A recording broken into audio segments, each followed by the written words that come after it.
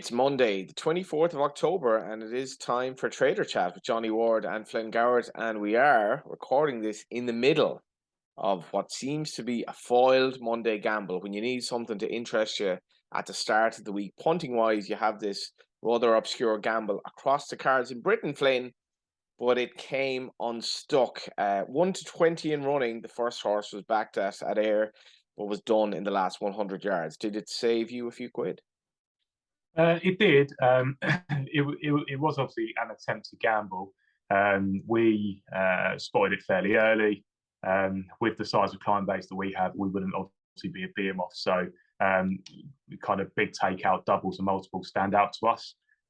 So we kind of cottoned onto it quite quickly, got under the prices quite quickly. Weren't laying huge kind of doubles on these types of races, kind of poor Monday races, and then when you kind of spot the link between the horses, it's not trainers, but it's to do with the owners, and they're typically like a bit of a bet and would be shrewd enough. So it didn't impact us too badly, and obviously didn't impact anyone too badly because the first one got beat. But it was interesting to see. Gandhi Maker was around 13-2 when we started laying that, where it went off even money. The strength of these tends to be when they first start getting bet, and then they bounce off towards the show. But this one was even strong at that stage. So even money Gandhi Maker went off. From the same yard, Stuart Coulthard's yard, they had a runner, which was First Illusion, which they pulled out, and then Sam Coulthard, the jockey, moved off First Illusion onto Gandhi Maker, which kind of told you all you needed to know. Like I say, went very short in running, ran very, very well, just probably went a little bit too early. I got picked up by Tafu, who just outstayed him, really. So that was the first leg, and then the second leg obviously hasn't ran yet. That's in the 6:25 at Newcastle. Prince Hector. We were laying that at around 12-1, 11-1. I believe it's now around about 4 on the exchanges, probably short with the bookmakers because they would have shorted it up because of the multiples liabilities. So that one will run later, and we'll see how that one gets on. But just a little snippet of excitement for a Monday. We have to be very alert here in the trading rooms when we see these bets coming through, because before you know it, you could have a big liability in terms of doubles and multiples. So yeah, on a very quiet Monday, we were lucky that we were pretty focused and managed to spot it quickly. It wouldn't have meant much in the end game because this one obviously got beat, but you never want to be laying 13-2 shots that go off even money all day long, certainly. Yeah, and obviously, okay, so the Star Sports system is that if you look for a bet like that, it actually goes to a human being who will say, well, okay, well, we'll take a view on this. You're laying a double on two sort of run-of-the-mill race on a Monday. But it's just, in terms of the owner, I was looking at Stuart Coulthard. I wasn't sure where he's from. So he says he's from Selkirk borders. So he's obviously not that far from Ayr. If you ran a horse in the bumper in Ayr today and you were lucky enough to win it, prize money for winning that race is 2,451 quid. So after deductions, you would not pay a month's training fees with that. So that's why, as an owner, you have to gamble these horses. And this horse, the first horse, was actually relatively expensive back in the day. He'd won a point-to-point in Ireland. You have to gamble them. That's the economic, that's the economic reality. Unless you've, Saudi riches or whatever, you have to gamble these horses. Yeah, interestingly enough, one of the boys, Jordan, in the office, who you would know, Johnny, he had a kind of national hunt horses to follow and interesting horses. And there was a point-to-point section in there, and actually talked about this horse. And we've actually just kind of given it a read through the fact that it was very impressive its point-to-point, and when it was the day, it would probably be off. But yeah, I wouldn't be against these type of gambles. I guess it's more just about the fact that when they're not trying, I'm not accusing of this gamblers being like that, but when you do get gambles of horses not trying and being run down the field and then suddenly they're bang off, I'm not a massive fan of that. But the way that this gamble was orchestrated, or the supposed gamble, we spotted it because there was a customer who wanted in a double to win a lot of money, and that kind of jumps out at you. Whereas if it went under the radar, or if it's closer to the race, you obviously have more chance of getting a decent bit of money on. We also had a lot of new accounts opening up. Having said, it was always 70 quid doubles, weirdly. So It was almost like a WhatsApp went out or something along those lines. We were allowed a lot of £70 doubles to kind of youngish accounts that you wouldn't normally expect. I say youngish, obviously over 18, but low 20s and stuff. So yeah, it was, the word was obviously going around, and then you see the industry accounts come in for it and all that type of stuff once it kind of starts doing around on the bet tickers. So I would imagine a few firms had it for a fair few quid just through the volume that we saw. But we were lucky that we were under it. I mean, I was still laying a double at 6-4 and 13-8. So we were still laying it short enough, and at those prices, you kind of want to lay it. Because you are never sure whether they are going to be off or not. And when it goes so short, you just think it's falsely gone that price. But happy to get the first one beat and happy with how we kind of managed the whole situation, to be honest. Yeah, and we were having a chat off air. Like, I'm thinking I might back the second horse in the all weather later on, ex Willie McCreary, stepping up to a mile. And you're kind of the opinion, well, is today the day? Who knows now?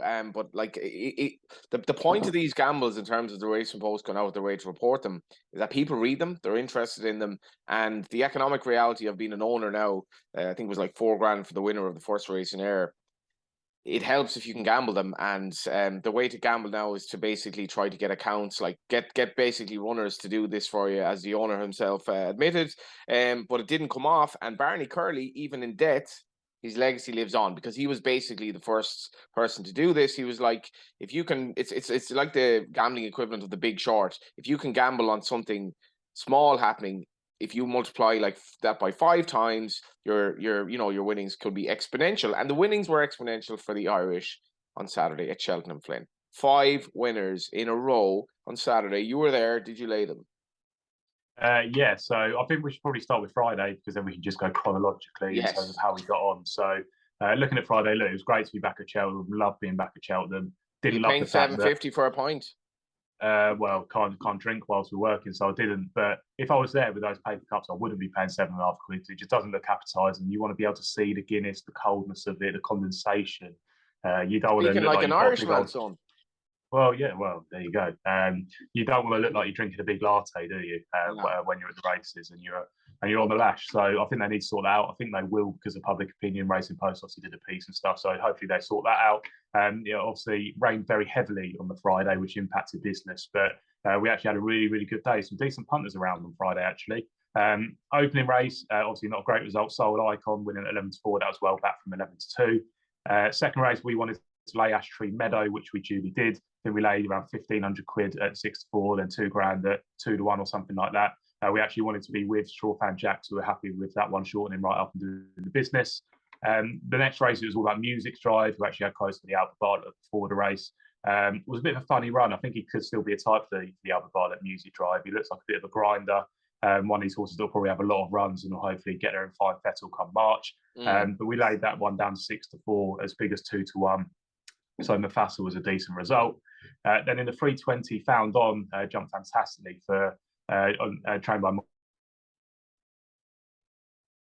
Keith. It was a great jumping performance. Pilligan Green was the one that we laid here. I think that Fergal O'Brien probably thinks a lot of this horse. It was just first time chasing at Cheltenham, probably a little bit too much to ask. And Found On ran really, really, really well. Another good result. And then the bet that we laid the big one in was the 430. We laid a 25,000 to 5,000 on the Christian Williams horse, which was actually probably the first horse beaten. It was a powerful position. It went off 5-1. It was about 6.5 in the exchanges when I laid it. And then it was about 8 points. Win only, so 5,000 win only. And then it's gone off around 8.7 or something along those lines. So I only laid it about 5 minutes before the race. So it was a lovely bet to lay. We stood that, and then we came out with the plaudits on the Friday. So we had some nice fillet stakes on the Friday night. And we were ready to go into Saturday, where it kind of swung the other way, but not too bad for us, to be honest. Should we start with the Shoot First winning the Thames qualifier? What did you think of Shoot First for Charles Burns?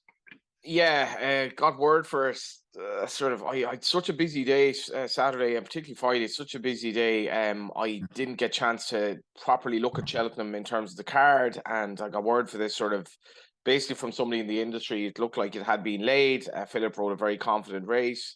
Charles is in excellent form. Oh yeah, definitely. And look, there was nothing moody about this one, because it was favourite at the time out before. It was all in the form book. You could kind of see how unexposed it was. It obviously come second at Galway in a 17-runner race to a Willie Mullins horse that was in a decent handicap hurdle. So there was nothing moody about it.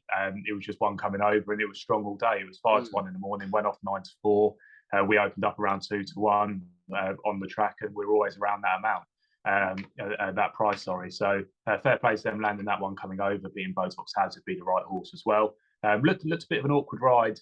Was kind of hanging all over the place. And a lot of horses at Cheltenham now think that they want to go around again. Whenever they get coming to the finishing line, they all want to turn left. And you can see it before they even start to do it. And then the jockey corrects them. But you can see the horses wanting to hang left and move left. So I don't know if Cheltenham can do anything about that, or whether it's just about the experience for the horse and running at Cheltenham and getting used to it. But it was a decent ride from Philip Burns, and obviously a good result for Charles Burns. We actually had it as a taker in the book. We wanted to keep it on side, so it wasn't too bad. In terms of other results on the card, Pied Piper was a very bad result for us. We actually wanted to lay it, but Night Salute markedly drifted, so we didn't have a chance. I thought he did it well now. I thought he showed a nice bit of style coming off the last. I thought he did, but I think he's going to be a grade 2 horse. I don't think he's going to be a grade 1 horse.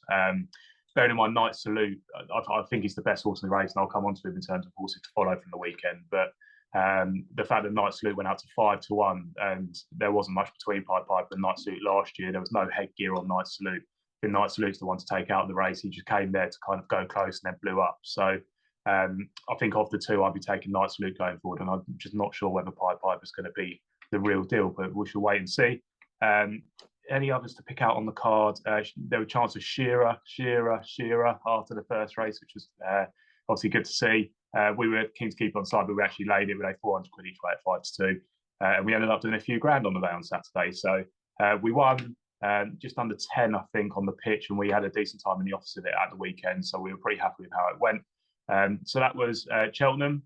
And then should mention the novice chase in that the winning distances were 61 lengths and 45 lengths seconds back to third. So over 106 lengths from first to third. That was won by Chemical Energy. And I've never seen, I have seen, but this was a bizarre betting race in running. Life in the Park, with I'd say about 2 miles to go, was trading at about 1.4. A horse stepping up in trip, who, it was a 3-horse race. He was in the lead, but who cares? And now, admittedly, he ran no sort of race whatsoever. But that was a winner for Gordy, and Gordy's horses are in good form ahead of Down Royal. They certainly are. It was just a bit too gassy, Life in the Park, wasn't he? Just a little bit too free. Marder's Mission jumped terribly, even though that we thought it was going to be a stayer. And Chemical Energy looked like a bit of a bridle horse, but just came on the outside and cruised. So it'd be interesting to see if he was under a bit of pressure. But that's definitely one to take forward in the novice chase. Just a couple more races to mention away from Cheltenham. We have to talk about riders on the Storm winning the Old Roan. That was obviously a pipped race. So if you bet the second with our pipped offer, then you got your money back as a free bet up to a pony. So we actually laid that one each way at 16-1 Anti-Post as well. But good to see riders on the Storm back in good fettle. And Auguste Rodin was supremely impressive in the Vertem Futurity. What were your thoughts here? He was, and I couldn't really get over the drift. I don't know if it were sort of ground related. It was weird, wasn't it? It was weird. Yeah. Because I'd spoken to Andy Holding during the week, and Andy Holding obviously is well known for his tipping or whatever, but he's saying his speed figures were very good. So I imagine there was professional money for him. I actually spoke to Aidan at the Curry yesterday. Some people will accuse him of hyping a future stallion, so on and so forth. He absolutely raving about this horse in terms of he's 53 now, Aidan. He's going to be the champion trainer for the 25th year. And the way he's talking, this horse is going to be well up there in terms of the best ones he's trained. In which event, I'm looking for what odds will he be for the Derby? Will he stay 1.5 miles? He's by Deep Impact out of Rhododendron. It's an amazing pedigree. I thought it was a very good performance. Yeah, I think he's 130 for the Derby. We actually laid a bit of 130 this morning as well. I think I laid someone 600 quid at 130. So it's not going on back to that price, even though the race obviously next June. 3-1 now, so shorting up a tiny bit. I thought it was very impressive, to be fair. Came up the near side when all the horses were up the far side. The drift was really weird. It was around 10-11. Then suddenly, when I looked at the SP, it was 9-4. It was just madness, really. So and much bigger on the exchange. Yeah, exactly. So a really weird one. Normally it talks volumes, but it didn't in this case. But that was the weekend racing. Just a few to take out of the weekend, I thought, that maybe didn't go and win their race, but ones that we can look at going forward. I'm going to quickly reel these off. So from Cheltenham first, I've already spoke about Night Salute. I think there'll probably be a really good handicap in him somewhere. No headgear on, was given a bit of an out-the-back ride, was kind of going left, then right, and just came there to challenge and then blew up. So I think Night Salute's one to take forward. Dear Mark, that came second in the bumper. His form was frank from the last day, and then was kind of unbacked this day. Came at 12-1 and ran a really, really nice race for Sam Thompson, Sam Twiston Davis. I think he's one to take forward. Captain Catassock ran in one of the handicap chases for Liam Harrison and Fergal O'Brien. I think he's probably one to take forward. Again, Fergal's horses maybe aren't running amazingly, and he just blew up a little bit. We're going to see this a few times, aren't we, with horses coming out first time up this season. He'll probably be aimed at the Edinburgh National at Musselburgh. Ruby Island was a fast finishing second over at Aintree. I think that's one to take out. And then just two more names. Champagne Super Over from Aintree. Again, I think that'll come on for the run. Wasn't backed at all in the market. And then Gentleman Arms and another drifter who could be on a good mark from the weekend. So just six horses there to look forward to when they next come out. Get them in your trackers and then see how they get on next time. Yeah, absolutely, and good racing at the Curragh as well. A couple of nice forms. Paddy's Toomey's horse Bua. I think Bua is the Irish for victory. And it certainly was well named. Absolutely bolted up in the maiden. I think he said afterwards might be his best 2-year-old. In which case, it'll be interesting to see where that goes. In terms of the Premier League, I gotta admit, Flynn, I had a few quid on Nottingham Forest. Did you really? I did. I woke up quite late on Saturday, and I was like, let's watch this game. It was like Forest were 10s in running or something, give or take, maybe even a little bit bigger. I was like, I don't really trust Liverpool at the moment to be that short. Granted, they rode their luck, but it was a weekend in which Manchester City extended their lead as was expected. How was it for the firm? It was okay. Do you just love to bet against Liverpool because they're your own team? Is it like an emotional hedge? It generally doesn't work when I do that, including with Galway United. But I thought, Forest have gotten a 0-0 draw against Brighton during the week, and I have a theory now with football in general. Liverpool were playing their fourth game in, give or take, 9-10 days since the Rangers game. It's very, very hard to just back up performances 2 or 3 days later, and they were flat. Yeah, I think we saw the same with Arsenal as well. To be fair, those Thursday night games are starting to take their toll a little bit. Obviously, dropping 2 points away at Southampton. In terms of the outright winner market, City are in there at 1-6, Arsenal 13-2. Probably feel a little bit short now. I spoke about last week with the kind of burning out and the intensity, and we had that intensity for the first half against Southampton, but then we just looked a bit leggy in the second half. So I think it's catching up with us, and we probably want the break. Liverpool 22-1, Chelsea 30-1. 50-1 Spurs, there's 66-1 Bar. In terms of relegation markets, Forest are still favourites to go down. 2-1, Bournemouth 8-11, obviously play West Ham tonight. Leeds are 11-8, Wolves 11-8, and then you're 11-4 Southampton and 7-2 Bar. Not much change in terms of top goal scorer. Haaland's obviously got a little bit shorter because he's scored another 2. He's 12 on, and then you're 11 Bar. We've obviously got tonight's game priced up on site. We have the 2 good offer, and then we've obviously got midweek games in Europe, and then we have the Premier League back on Saturday. So plenty of football to get stuck into as well. Yeah, and I think the Newcastle result is massive. They're now into the top 4. They're 6 points. They're 5 points ahead of Liverpool, albeit with a game more played. But with the money they have, very good manager. It does look a bit 4-1 for top 4. That might be okay. I watched Spurs against Man United. I thought they were terrible. You can probably pick Chelsea should be okay. But I think Newcastle have a lot of money, and I think they have a chance. And Liverpool, what price are they top 4? You genuinely are wondering, is it going to be a concern this season? Liverpool 8-15, Chelsea 4-5, Spurs even money 6-4 United, 4-1 Newcastle. So it would be prudent to ask you, did you lay Rishi Sunak to be the new PM? Boris Johnson was in the race roughly as long as Liverpool were in the title race this season. Looked like he might be back at the helm, but Britain putting its faith in Rishi. Yeah, I think we actually laid Boris to not be the next PM. Okay. I think we laid 2 on, which in hindsight, obviously, it wasn't the best price to lay. I think we laid it for a fairly large sum as well. So I think we lost around 50 grand, I think, on that off the top of my head. So that was obviously not a good bet to lay in hindsight. In the actual book, Rishi was quite a nice result, and we laid a lot of bets on Boris. But then when we laid the bet on Boris to not be PM, that's obviously knocked it all out. So that's where we're at in terms of politics. I'm going to turn this light back on. There we go. So hopefully we get a bit more stability in the country now, and it looks like the financial markets have strengthened up slightly, and we can kind of move on a little bit and get a little bit of stability back, I think. We have indeed. So it's Down Royal at the weekend. Galvin is going to be taking on maybe the likes of Frodon. It's going to be interesting. Where will you be? I will be in the office this weekend. We've obviously got Weatherby as well. We've got the Charlie Hall. Looks like we could get the Hoy Senior versus Braveman's game, and then a few other decent ones in there as well. I think a Hoy Senior, I think the track will suit a Hoy Senior at Weatherby. So it'd be interesting to see whether they're kind of ready to go. What I do want to touch on before we do go is the cricket, which is it's the 2020 World Cup at the moment. In terms of outright betting, India are 5-2, England are 11-4, New Zealand 9-2, 11-2 Australia, and then 8-1 bar out South Africa. We've got to reach the final. We've got the group winners. We've got the top team batsmen and the bowlers. England batsmen most won at sixes. We've got loads of markets out there. JB's had a really good time pricing these up, so do have a look at that. And then we have all of our offers along the top of the website, so do check that out. There's plenty of sport going on at the moment. Yeah, so for the Cricket World Cup, India 5-2, and you can back Ireland at 500 if you take the win over the West Indies at face value. Who knows, Flynn? Yeah, I think the market probably knows, to go. That was Trader's Chat for this week. Keep an eye out for all the Anti-Boris markets for next year as well. We mentioned Auguste Rodin.